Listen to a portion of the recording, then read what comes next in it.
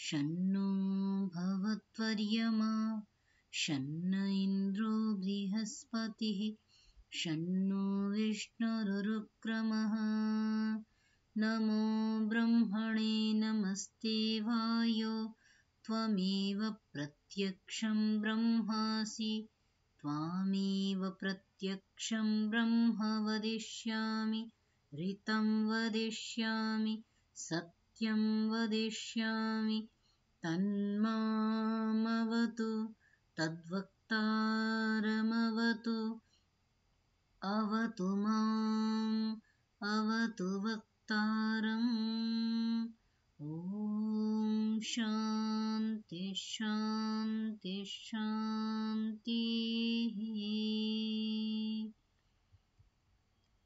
सर्वेभ्यो नमः। नमो नमः महोदय, सर्वेभ्यो नमः। नमो नमः। जी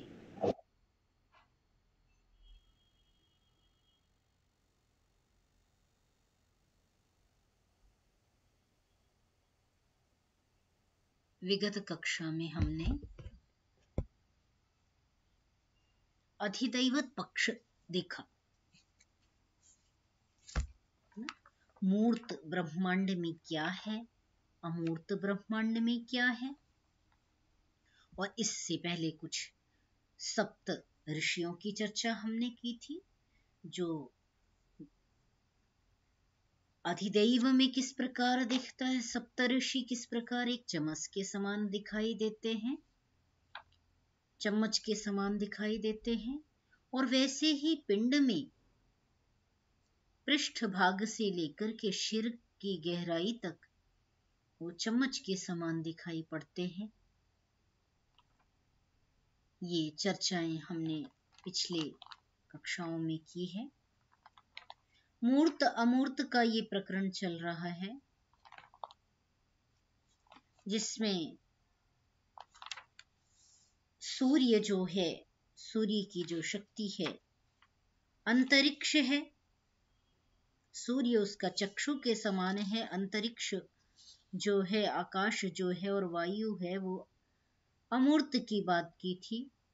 आज इसका अध्यात्म पक्ष देख लेते हैं। पिंड में, शरीर में क्या अमूर्त है और क्या मूर्त है। ठीक है, यहीं से करना था, उच्चारण हमने कर लिया था, अभी केवल इसका अर्थ देखना था, वो देख लेते हैं कि अथ अध्यात्मम् इदम् एव मूर्तम्।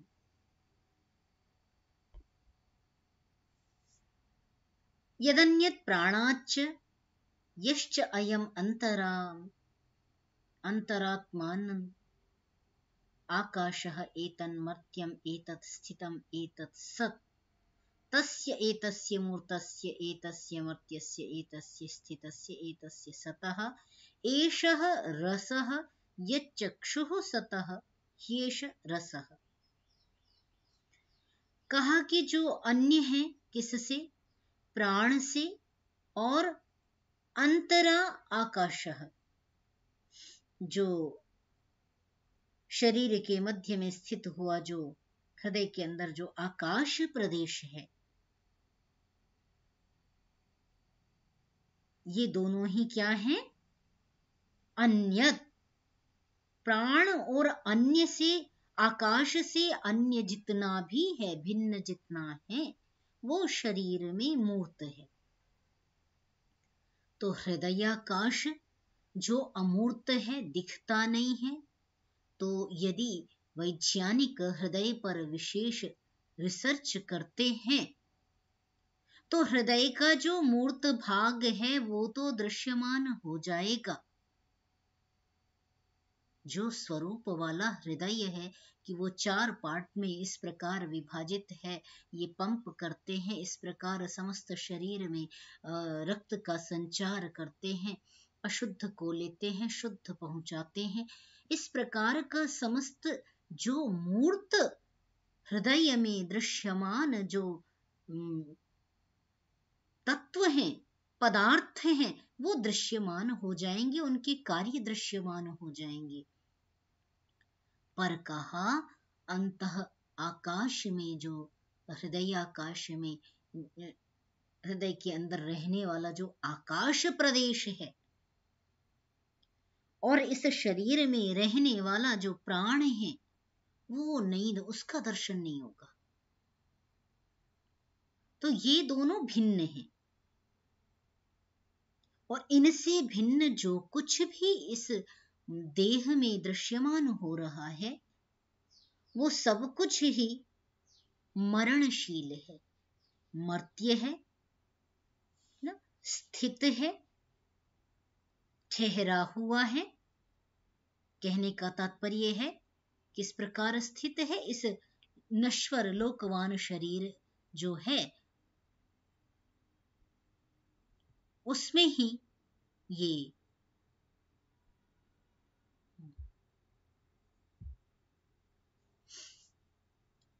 ये क्या होता है, तब तक ही ये रहता है, इसलिए ये स्थिर कहलाया। यही सत्य अर्थात सत्ता वाला है। एषः रसः। अब चूंकि अग्रिम ये जो वचन आ रहा है उसमें दक्षिण अक्षी की बात कर रहे हैं, करेंगे, तो ऊपर वाले से हम पाई का जो अर्थापत्ति होती है शास्त्र में, जहाँ संदर्भ प्रसंग के साथ साथ हम अर्थ की आपत्ति कर रहे होते हैं, तो जब नीचे वाले में दक्षिण की बात की है तो ऊपर वाली जो चक्षु की बात की जा रही है वो बाईं आंख की बात की जा रही है। इस प्रकार का अर्थ हम समझ लेंगे। तो जो इसमें समस्त शरीर का जो एषः रसः, यह जो रस है वो चक्षु में दृश्यमान होता है, और ये चक्षुः सतः ही एषः रसः, ये आंख ही मानो उसका समस्त जो शरीर है उसका दर्पण है, उसको दिखाने वाला है, उसका सारभूत है, उसको बताने वाला है, उसकी सत्ता को प्रदर्शित करने वाला जो ये आंख है, इसमें ही बाईं आंख में ही समस्त शरीर का अनुभव, उस अनुभवजन्य प्रतीति हो जाती है, उसकी सत्ता की, उसकी स्थिति की, उसकी मूर्तत्व की स्थिति प्रतीति हो जाती है। आगे कहा अथ अमूर्तम, जो अमूर्त है इस देह में वो प्राण है, और अयम आकाशः, जो हृदय का आकाश है वो प्रदेश है। ये दोनों चीजें हैं, ठीक है। तो यह जो दो वस्तुएं जो अमूर्त कही गई हैं इस देह में, हमारे शरीर में, वे ही अमृत हैं। एतत् अमृतम, ठीक है, वही एतत् अमृतम, वो अमृत है। एतत् यत्, यही गतिशील है, प्राण और हृदयाकाश में रहने वाला, ब्रह्मपुर में रहने वाला जो सत्ताएं हैं, अर्थात आत्मा और परमात्मा।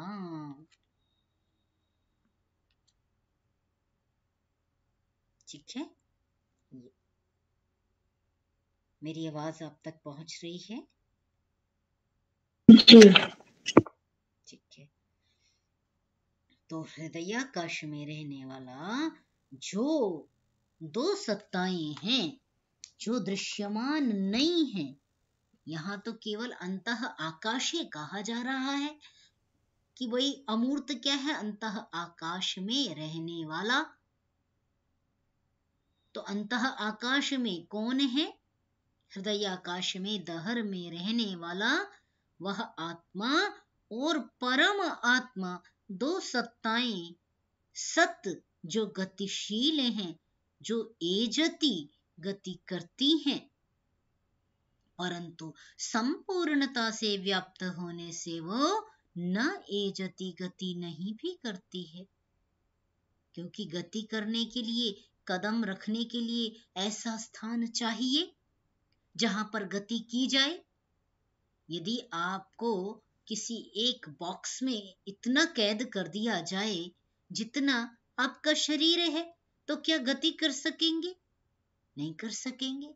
तो उसके लिए कोई स्थान चाहिए जहां पर गति की जाए। यही संदर्भ परमात्मा के साथ जब हम लगा लेते हैं तो स्पष्ट हो जाता है कि जब हम कहते हैं कि कण कण में वो सत्ता विद्यमान है, तो उसको हिलने के लिए कोई तो जगह चाहिए। फिर भी उसको गतिशील माना, इसीलिए ईशोपनिषद में इसका व्याख्यान करते हुए कहा, तद एजति तन्नएजति। तद दूर है, वो बहुत दूर है, तदंतिके, वो बहुत समीप है। इतना समीप जैसे आंख का काजल आंख के समीप होते हुए भी दिखाई नहीं देता, इतना समीप है।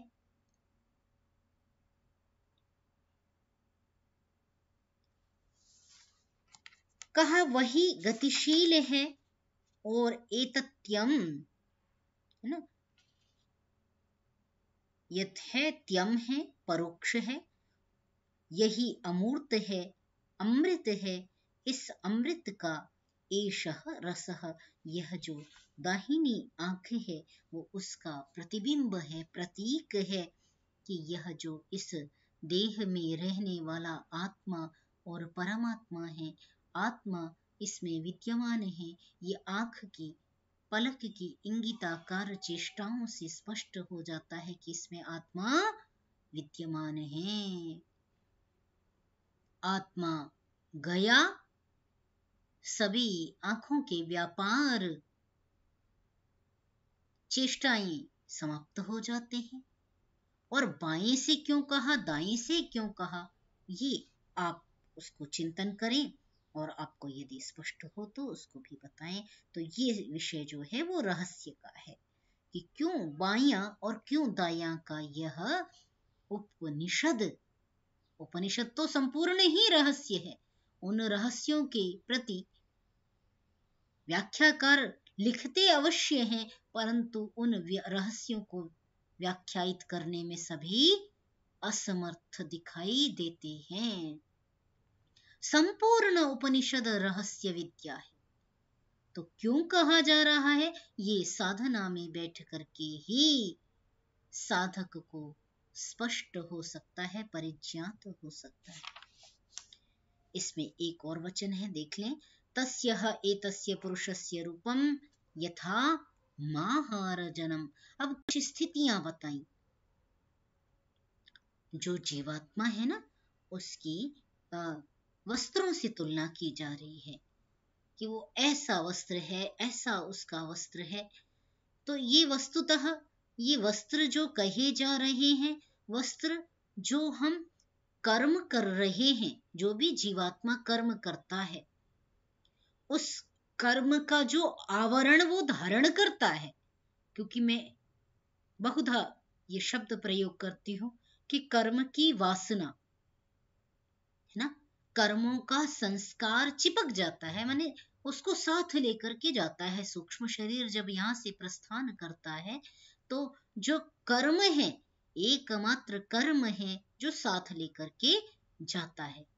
कर्मानुगो गच्छति जीव एकः। जीव के साथ किया जाता है, एकमात्र उसका अनुसरण करने वाला जो है वो कर्म है। तो जितना भी कर्म व्यवसाय है,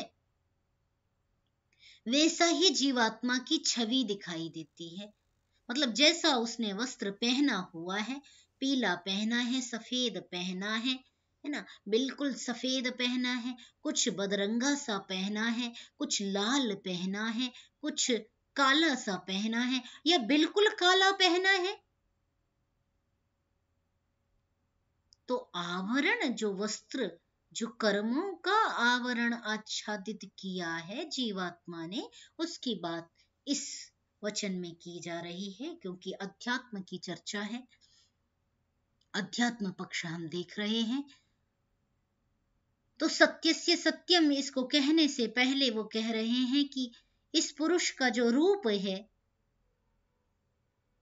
ना, जो अमूर्त रूप है, वो कुछ कुछ रंगों वाला है। अमूर्त रूप सबका एक जैसा नहीं है। सबका एक जैसा हो जाएगा तो एक जगह सब प्रस्थान करते, केवल देवयान करते, पर सब जीवात्मा देवयान नहीं करते। कुछ जीवात्मा देवयान करते हैं, कुछ जीवात्मा पितृयान करते हैं, और कुछ जीवात्मा केवल और केवल आवागमन करते हैं। बताओ, आवागमन वाले का श्राद्ध किया जा सकता है क्या? नहीं विमर्श का विषय है जी ना? जी। तो देवयान, पितृयान और जो तीसरी जो आवागमन की स्थिति बताई, उसको ही यहाँ पर वस्त्रों के माध्यम से कहा जा रहा है।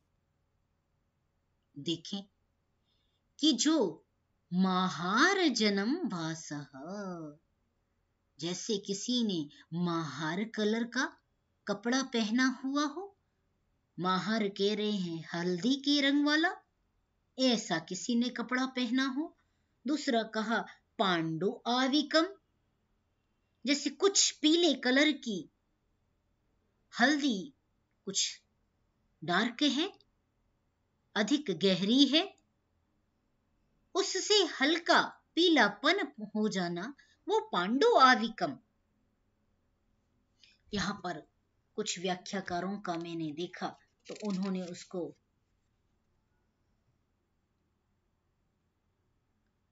श्वेत लिख रखा है, परंतु पांडु जो है ना, महार जो कलर है वो कौसुभी कलर कहा जाता है।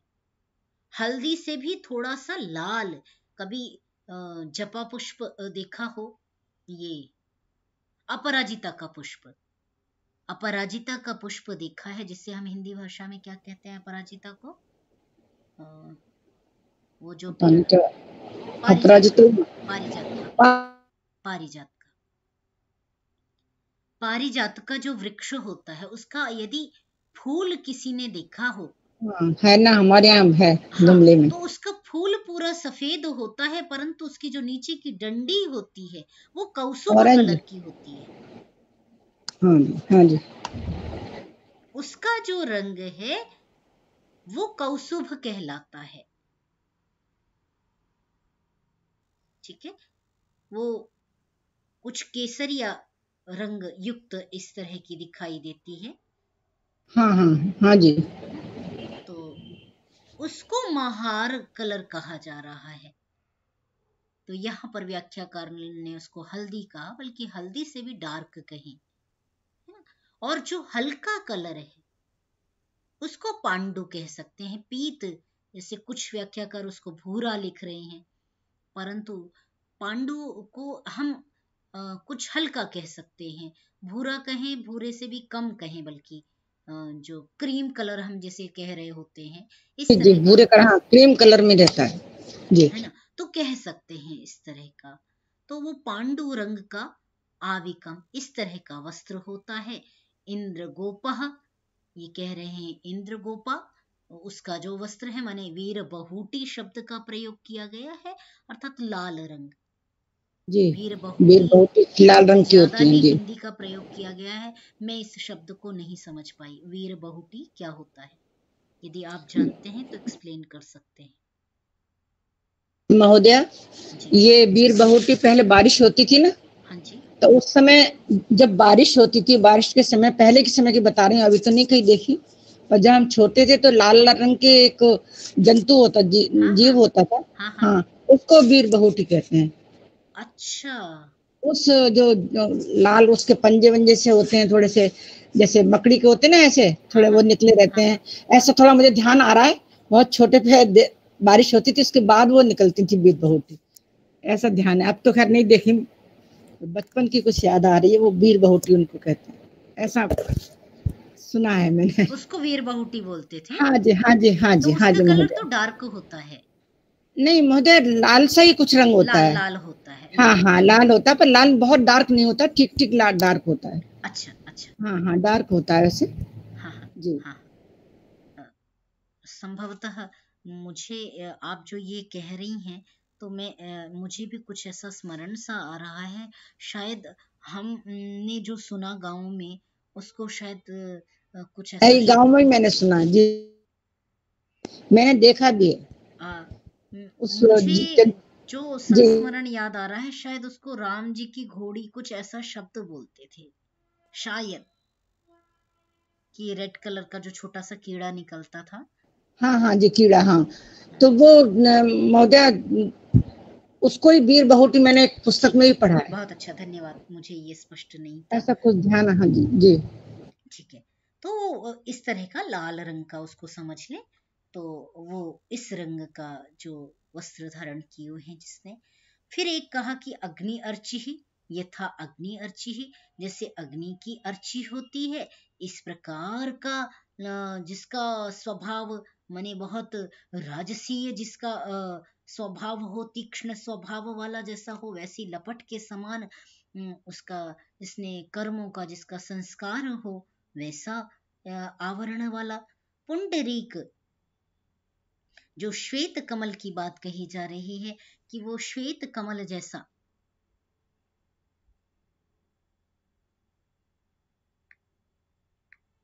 शशि जी हम ठीक कर रहे हैं? पुंडरीक श्वेत कमल या लाल कमल? श्वेत होना चाहिए। शुक्ल श्वेत। पद्म। श्वेत कमल ही है। श्वेत, हाँ, शुक्ल पद्म, ठीक है। हाँ, तो पुंडरीक जो है वो श्वेत कमल, जैसे सफेद कमल के समान धवल, माने जिसने अपने को इतना कुछ सात्विकता की ओर जो बढ़ गया, तो उसको सांसारिक जो व्यसन है वो नहीं छू पा रहे थे, नहीं छू पाते हैं, और वो उसके आसपास आकर के भी उसको स्पर्श नहीं करते हैं। तो इस तरह का जिसने अपना संस्कार आवरण बना लिया, पुंडरीक के समान आवरण वाला वस्त्रों वाला, जो यहाँ से प्रस्थान कर रहा है। सकृत विद्युतम, जैसे बिजली एक बार चमकती है इस प्रकार प्रकाशित होने वाला, इस तरह के आवरण वाला। सकृत विद्युत्ता एव इव, है ना, जैसे बिल्कुल बिजली चमक करके तुरंत समाप्त हो जाती है, कड़क करके, हवै अस्य श्री ही भवती, इस प्रकार जो थोड़े थोड़े अंतर के साथ उस आवरण जो साधक है उसकी अवस्थाओं की बात कर रहे हैं। तो वो उसका आवरण जो है वस्त्रों का, वो क्रमशः इस प्रकार, ये वस्तुतः क्रम बताए हैं कि वो किस प्रकार क्रमशः उसका जो आवरण जो है वो शुद्धता की ओर, पवित्रता की ओर बढ़ता जाता है ना, और वो अंततः बिल्कुल शुद्ध प्रकाशित हो जाता है, जिसे परब्रह्म का हृदय आकाश में प्रकाश हो जाता है।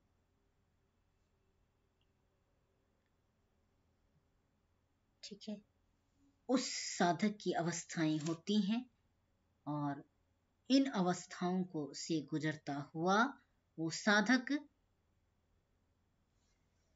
परब्रह्म को प्राप्त कर लेता है। जो इस प्रकार जानता है, अतः आदेशः, जो इस रहस्य को जानता है वो परमात्मा का दर्शन करता है। अतः आदेशः, इससे अनंतर वो नीति नीति माने उस परब्रह्म को जो स्वरूप है इतना विशाल है, जिसके लिए वो नीति नीति उसको दर्शन के बाद भी उसको पूर्ण नहीं जान सकता। जो उपासक है वो पूर्ण तब भी नहीं जान सकता, उसका दर्शन करने के बाद भी उस पर ब्रह्म परमात्मा का नीति नीति साक्षात्कार करने के बाद भी वह यही कहता कि वो पूर्णता से नहीं जाना गया, वो नहीं प्राप्त किया जा सकता। ना इति, इसका अंत नहीं है, इसका पार नहीं है। वेद मंत्र में कहा गया, अंति संतम न जहाति अंति संतम न पश्यति, उसका कहीं भी पारावार नहीं है। तो जो साधक साक्षात्कार कर चुकता है वो भी अंततः उसके लिए भी अतः आदेश है, इससे परम भी जो आदेश होता है, उपदेश होता है, वो नीति नीति का ही होता है। नहीं एतस्मात् इति न इति अन्यत् परम अस्ति अथ नामधेयं सत्यस्य सत्यम। अच्छा, यहाँ पर इन्होंने दूसरी प्रकार भी इसकी व्याख्या की थी कि भाई ये जो ब्रह्म है उसकी आगे इसकी व्याख्या की जाएगी, इस प्रकार की भी इन्होंने यहाँ पर अर्थ लगाया। पर हम सामान्यतः जो अर्थ हमें स्पष्ट हो रहा है उसके साथ ही आगे बढ़ रहे हैं कि उसको नेति नेति ऐसा ही एतस्माद् इति न, इससे बढ़ करके, इससे है ना तुलनात्मक उसमें कहा गया इससे अधिक न कुछ भी नहीं है, इति अन्यत् परम श्रेष्ठम नास्ति, इससे पर, इससे सूक्ष्माति सूक्ष्म कुछ भी नहीं है, इससे श्रेष्ठ कुछ भी नहीं है। वह परमात्मा को साधक महारजन पांडु इंद्रगोप अग्नि अर्ची पुंडरीक और विद्युत की अवस्था से होता हुआ, विद्युत की अवस्था को यदि हम हैमा से यदि यहाँ पर कनेक्ट करें तो शायद कुछ और चीजें भी, कुछ वो प्रसंग भी हम स्पष्ट कर सकते हैं ना, जो हमने प्रश्नोपनिषद में नहीं कठोपनिषद में देखा था। कठ में कि केन में? केन में देखा था, केन में देखा था जी, केनोपनिषद में देखा था। तो अथ नामधेयम, यह जो नाम वाला है, सत्ता वाला है, वही सत्यस्य सत्यम, वही सत्य का भी सत्य है। सत्य क्या है, अमूर्त क्या है? तो कहा प्राणाः वै सत्यम, प्राण सत्य है, तेषाम एषः सत्यम, उस सत्य का भी यह सत्य है, उसका भी प्रेरणा करने वाला, उसको भी प्रेरित करने वाला, सन्मार्ग में ले जाने वाला, उसको भी प्रकाशित करने वाला, इस आत्मा का भी सूक्ष्माति सूक्ष्म, आत्मा से भी सूक्ष्माति सूक्ष्म वह परम आत्मा है, परम सत्ता है, उसे ही पर ब्रह्म कहा जाता है, उसी को उद्गीत कहा जाता है, उसी को ओम कहा जाता है। वही इस सृष्टि के कण कण में विराजा हुआ है, उसी को प्रणव कहा गया कठोपनिषद में।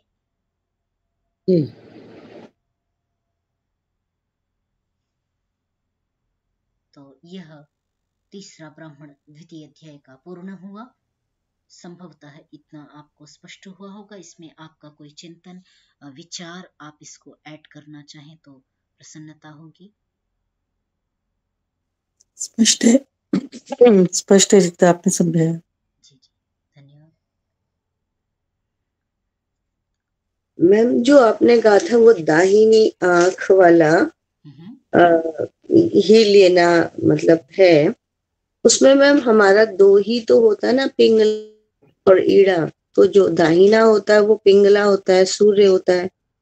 तो जब हम चक्षु की बात कर रहे हैं तो वहां पर सूर्य होना चाहिए ना, रूप वाला। दिया है ना, सूर्य का ही दिया है, विशेष शक्ति उससे मिलती है। हाँ जी? तो वो दाहिनी हमारी पिंगला होता है ना, तो इसीलिए वो लिया सूर्य वाला रूप ना, चक्षु वाला। अच्छा, दाहिना इसलिए लिया। अच्छा, चूंकि हमारी जो सूर्य स्वर है, सूर्य नाड़ी जो है, हाँ हाँ जी, दाहिने भाग से जो आ रही है, आ रही है, हाँ। तो चूंकि वो उसका प्रतिनिधित्व कर रही है सूर्य स्वर का, और चंद्र स्वर जो है, जो चंद्रयान गति या पितृयान गति जिसे हम कह रहे हैं, वो लोक का प्रतिनिधित्व कर रहा है। चूंकि जीवात्मा चंद्रयान जो गति कर रहा है, जो पितृयान गति कर रहा है ना, जो दक्षिणायन जिसे हम कह रहे हैं, जहां से जीवात्मा जाकर के पुनः आगमित तो होता है, अन्न में पतित तो होता है। वहां कुछ समय यदि पुण्य है तो भोगने के उपरांत भी उसको आना है, वापस आ जाता है। है ना। तो ये हो गया बायां पक्ष, जिसे इडा के द्वारा कहा जा रहा है, जो चंद्र स्वर है। क्या ऐसा समझ सकते हैं? जी मैम, ऐसे भी समझ सकते हैं, पर ये मुझे सूर्य का जो स्वर होता है वो दाहिना होता है, इसीलिए वो दाहिना बोला। बहुत सुंदर, बहुत सुंदर आपने इसको कनेक्ट किया कि सूर्य चूंकि अधिदैवत में हमने सूर्य को प्रतिनिधित्व दिया है, जो सूर्य है समस्त ब्रह्मांड का चक्षु कहा जा रहा है, तो माना जाए कि जो पिंगला है, वो पिंगला नाड़ी जो है वो सूर्य स्वर का प्रतिनिधित्व करती है। तो वह प्रकाशित करने में,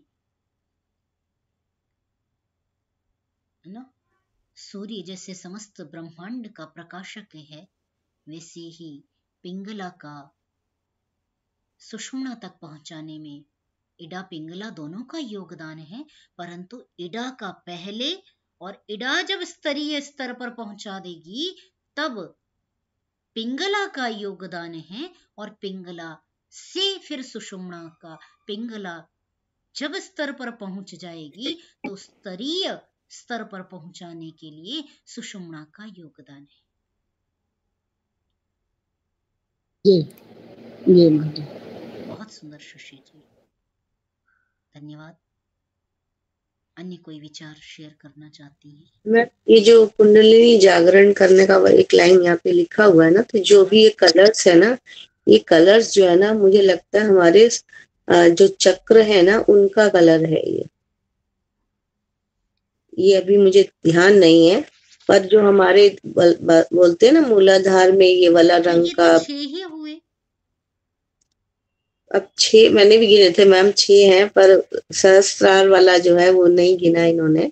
अच्छा, पर मुझे ऐसा लग रहा है 8 चक्र है ना, चक्र तो अष्ट हो गए, अष्ट चक्र है ये। चक्र 10 नंबर द्वारा तो मना मूलाधार अनहत नाद विशुद्धि, जो मैं एक जरूर भूल जाती हूँ हमेशा से।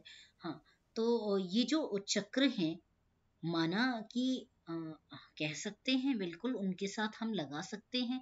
तो फिर और जो 2 चक्र हैं उनको क्यों नहीं फिर गणन किया? क्या वहां वो आकृति खत्म हो जाती है? कलर माने बिल्कुल, क्योंकि जो विद्युत कलर ले रहे हैं, विद्युत रंग जो अंत में लिया गया, वो भी धवल हो गया, पुंडरीक तक भी धवल की स्थिति आ चुकी है, और पुंडरीक के बाद जो स्थिति है वो विद्युत की बन रही है। हाँ, विद्युत की बन रही है पुंडरीक के बाद। तो जो विषयों से असक्त, तो पुंडरीक स्थिति में ही पूर्णतया हो गया। में पहला मूलाधार होता है, दूसरा स्वादिष्ठान होता है, तीसरा मणिपूरक होता है, चौथा अनाहत होता है, पांचवा विशुद्धि होता है, अच्छा। और छठा आज्ञा चक्र होता है, और सातवां हमारा सहस्त्रार होता है। मैम 8 चक्रों की आप बात कर रहे हैं, मुझे तो 7 लग रहे हैं ये। अच्छा, ऐसा? पहला मूलाधार, दूसरा स्वादिष्ठान, तीसरा मणिपूरक, चौथा अनाहत, पांचवा विशुद्धि, और छठा हमारा आज्ञा चक्र, और सातवां हमारा सहस्त्रार होता है। पर थोड़ा सा मुझे देखना पड़ेगा, बिना देखे तो मैं इसको भी नहीं बता पाऊंगी। मेरे ख्याल से 9 का मेंशन है, मुझे भी देखना पड़ेगा। पहला मूलाधार है, दूसरा स्वादिष्ठान है, तीसरा मणिपूरक, तीसरा मणिपूरक, चौथा अनाहत, फिर आपका विशुद्धि, फिर आज्ञा चक्र, और फिर आपका सहस्त्रार। हाँ, 7 ही यहाँ पर आ रहे हैं और 7 ही कहे जा रहे हैं, लोक में, है ना। अच्छा, जिनमें में आठ बताते हैं, हाँ, कुछ छूट तो नहीं रहा। नहीं, वेद में यदि अष्टचक्र नवद्वारा की बात हाँ, कही जा रही है ये तो निश्चय से वो किसी विशेष इशारे की ओर दृष्टिपात कर रहे हैं, जो हमको अवश्य ही जानना चाहिए, जानना होगा, है ना। तो ये 7 चक्र हो गए।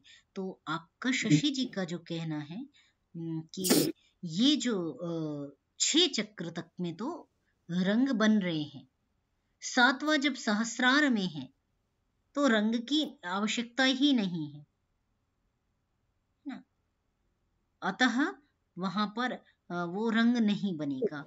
तो एक पक्ष आपका ये सही है और हम इसको अभी इसके साथ ही चलते हैं, फिर भी इस पर चिंतन करेंगे कि अष्टचक्रा का भाव क्या है। मैं आज इसको देख लेती हूँ वेद में निकाल करके और कल आपके साथ इसको डिस्कस कर लूंगी। जहां पर वेद में ये मंत्र आया हुआ है अष्टचक्रा नवद्वारा देवानाम पूहु अयोध्या, तो मैं उसको अभी देख करके आपके साथ फोटो भी शेयर कर दूंगी यदि होगा तो, और उसकी चर्चा भी कर लेंगे, ठीक है। अभी हम 7 चक्रों को इसी प्रकार देख करके कि यहाँ जब जिस चक्र में वो हो रहा है, जैसे बल्कि मैं देख रही हूँ यहाँ कुछ ने कलर भी इस तरह बनाए हुए हैं अलग अलग प्रकार के, परंतु इतने कलर तो यहाँ चर्चा नहीं कर रहे उपनिषद में। हाँ, थोड़े से चल महार और पांडु इत्यादि जो इंद्रगोपा इत्यादि जो कलर की बात की गई है, इन रंगों के साथ हम इसको समझ सकते हैं।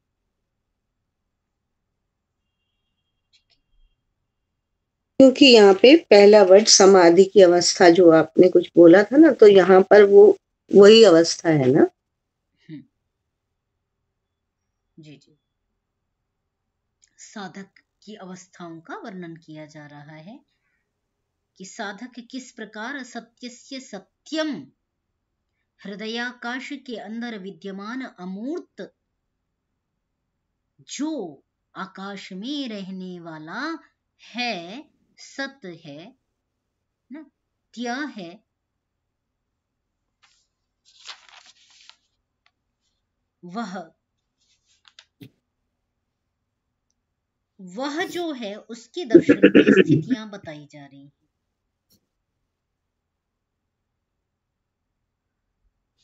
ठीक है, ठीक है, तो इसको हम फिर भी अपने विचार का बिंदु रखते हैं। बहुत अच्छी चर्चा हुई, आप सभी ने बड़ी अच्छी विषय को उपस्थापित किया, जिससे और भी स्पष्टता बन गई।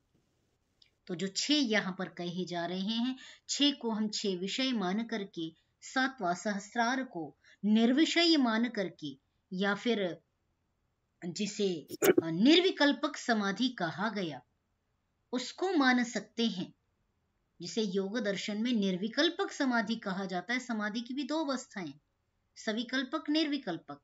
तो जो निर्विकल्पक हो गई उस अवस्था को हम सहस्रार में देख सकते हैं, जिसे निर्विकार देख सकते हैं, बिना रंग का देख सकते हैं, प्रकाशित अवस्था देख सकते हैं। तो एक नया बिंदु यहाँ स्पष्टता के साथ कुछ सामने आ रहा है।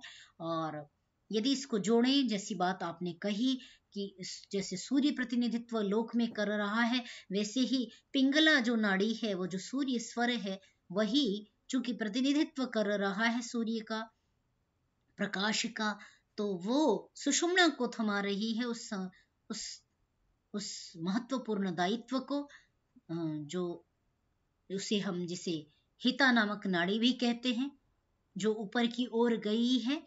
तो वो उस हिता की स्थिति को बनाने के लिए जो कार्य कर रहे हैं वो सुषुम्ना कर रही है, इसीलिए दाईं आंख में उसका दर्शन कहा गया। तो दाईं आंख को उसका प्रतिबिंब कहा गया, प्रकाश कहा गया। तो बहुत सुंदर जी, जो चिंतन अभी चर्चा की, बहुत अच्छा लगा। आइए इसी प्रकरण में आगे ब्रह्म की चर्चा पुनः आरंभ हो रही है, जो परे जिसको कहा गया, ना, हृदयाकाश में रहने वाला जो परम है, सूक्ष्माति सूक्ष्म है और श्रेष्ठ है, परम श्रेष्ठ सर्वश्रेष्ठ है, उसका विषय आरंभ हो रहा है। आइए उसको भी देख लेते हैं। मैम एक मिनट, मैंने ना वो कुंडली के जो मूलाधार चक्र के रंगों का जो है ना, जो हरिद्वार से वो राम जी है, राम जी शर्मा है, क्या है उनका नाम, उनकी पुस्तक को खोला है तो उसमें ये जो मूलाधार है उसका वर्ण इन्होंने लाल बताया है, स्वादिष्ठान का सिंदूर बताया है, मणिपुर का नील बताया है इन्होंने, अनाहत का अरुण बताया है, और विशुद्धि चक्र का इन्होंने धूम्र बताया, आज्ञा चक्र का इन्होंने श्वेत बताया, और वे शून्य चक्र लिखा हुआ है उसका इन्होंने कलर नहीं बताया हुआ मैम। तो मैं उसका फोटो खींच के भेज दूंगी मैम। ये इसके कलर्स हैं, इसमें 6 के कलर्स हैं। अच्छा, मैं जहाँ शशि जी इसको देख पा रही हूँ, ये मैं तो अभी मैंने नेट में ही इसको तुरंत सर्च किया था, तो इसमें जो कलर दिखा रहे हैं यद्यपि मूलाधार का रेड दिखा रहे हैं, परंतु आगे का सबने ऑरेंज कलर दिखाया, केसरिया, फिर उसके बाद पीला। मैं 3-4 पिक्चर्स को साथ में एक साथ कर रही हूँ, समराइज कर रही हूँ, और वो इसको बता भी रहे हैं साथ साथ। मूलाधार रूट हो गया, अच्छा इंग्लिश में है, सोलर पिक्सस तो येलो बता रहे हैं। तीसरा जो है स्वाधिष्ठान, नहीं नहीं मणिपुर, मणिपुर का येलो बताया, और फिर अनहत का ग्रीन हरा कलर, और फिर उसके बाद विशुद्धि का कुछ नीला, आज्ञा का वायलेट कलर, कुछ ऐसा हाँ बैंगनी तक कह सकते हैं, और लास्ट का जो उससे थोड़ा सहस्रार का, ये औरों का भी मैं देख रही हूँ, तो सब में ही पर्पल कुछ ऐसा कलर लिए हुए है जो सहस्रार का दिखा रहे हैं, ऑरा क्रिएट करते हुए। तो हो सकता है इसमें उतना अच्छा ना हो, अच्छी चीज नहीं हो, फिर भी आप उसे शेयर करें तो उसको भी देखेंगे। 2-3 चीजें सामने आती हैं, तो और भी सब जगह 7 चक्र की ही 7 चक्रों की चर्चा कर रहे हैं। तो ये जो अष्ट चक्र की बात करते हैं वो क्या है, वो आज देख लेते हैं। बहुत अच्छी चीज ये सामने आई है। शशि जी आप उसको शेयर कर लें ना? जी मैम जी। तो हरा वरा तो कहीं चर्चा ही नहीं कर रहे हैं यहाँ पे, तो मुझे नहीं लगता ये कलर इसमें होंगे माने जाएं। जैसा बना रहे हैं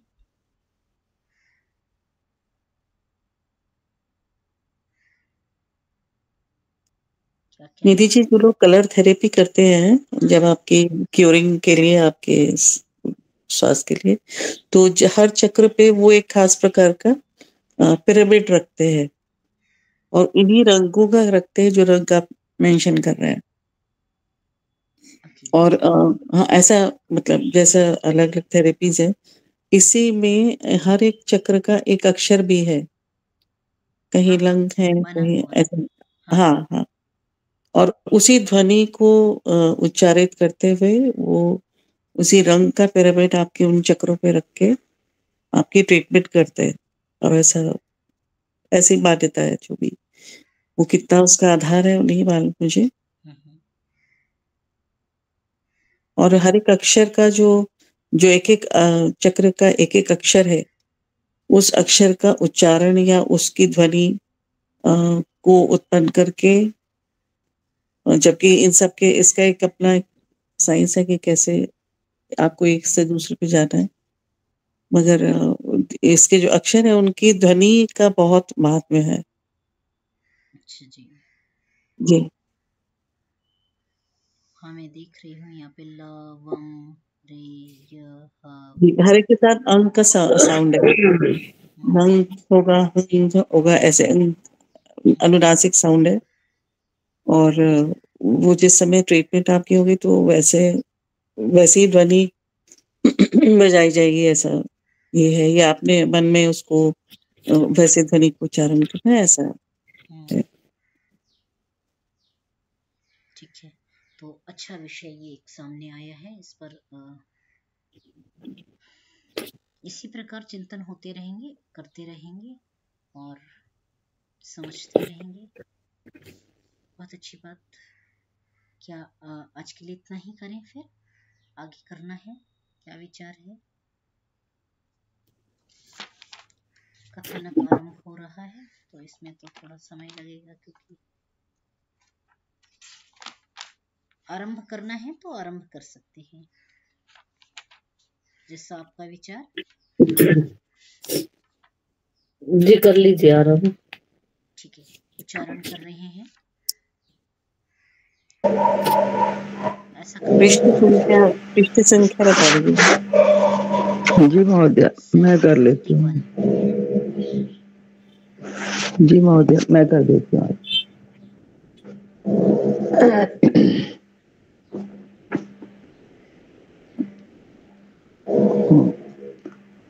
द्वितीय अध्याय है, चौथा ब्राह्मण।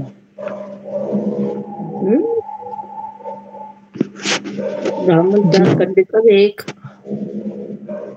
ये 751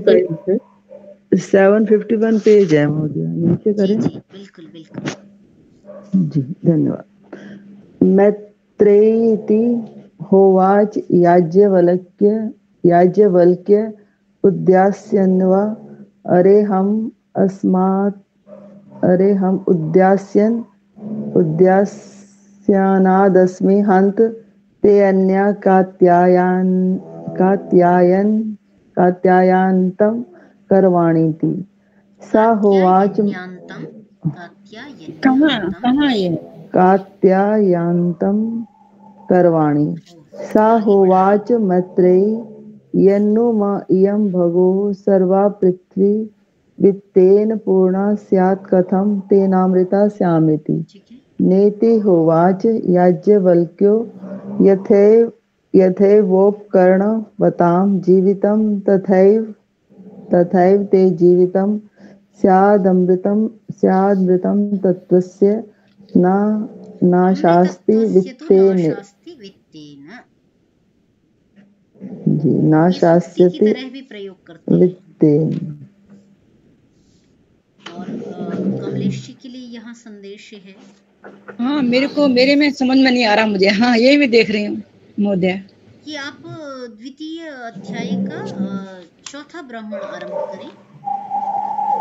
ये हमारा ब्राह्मण याज्ञवल्क्य मैत्रेयी संवाद है हमारे में। तो बिल्कुल यही आरंभ किया है जी, इसी को ही आरंभ किया है, याज्ञवल्क्य मैत्रेयी संवाद। हाँ, तो अतः याज्ञवल्क्यस्य द्वे भार्ये, ये है हमारे में।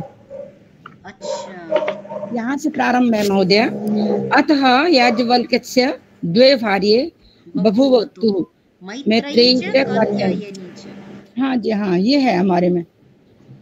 अच्छा, ऐसा है। ये वाला में छूट गया है, इस वाले में। अच्छा, वही मैंने कहा मेरे में तो नहीं हुई है जी।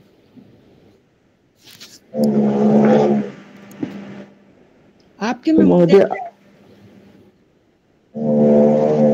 तो आगे पढ़ें। हाँ, पढ़ सकते हैं, उसकी मैं व्याख्या कर दूंगी जी।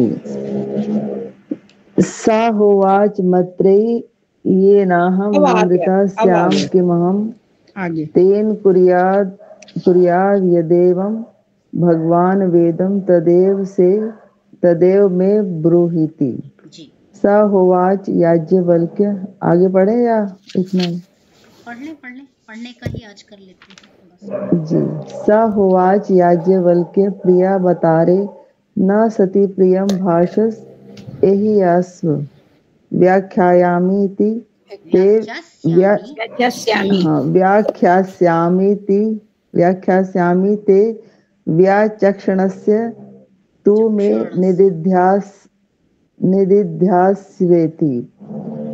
सा होवाच न वा अरे पत्यु कामाय पति प्रियो भवत्या मनस्तु कामाय पतिः प्रिया भवतु न वा अरे जायायै कामाय जाया प्रिया भवत्या आत्मनस्तु कामाय जाया प्रिया भवति न वा अरे पुत्राणां कामाय पुत्रा प्रिया भवन्त्यात्मनस्तु कामाय पुत्रा प्रिया भवन्तु न वा अरे वित्तस्य कामाय वित्तं प्रियं भवत्या मनस्तु कामाय वित्तं प्रियं भवति न वा अरे ब्रह्मणा कामाय ब्रह्म प्रिय भवत्या मनस्तु कामाय ब्रह्म प्रियं भवति न वा अरे क्षत्रस्य कामाय क्षत्रं प्रियं भवत्या मनस्तु कामाय क्षत्रं प्रियं भवति न वा अरे लोकानां कामाय लोकाः प्रिया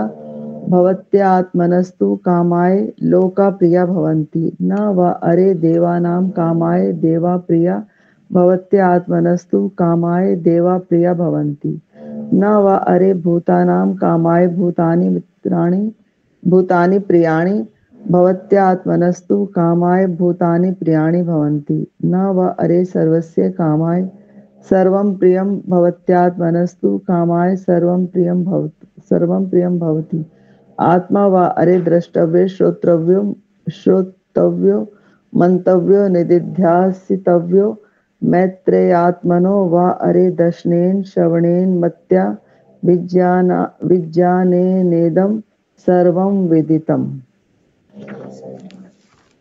आगे पढ़े महोदया? नहीं, ब्रह्म यही जी तक करेंगे और कल करेंगे। आज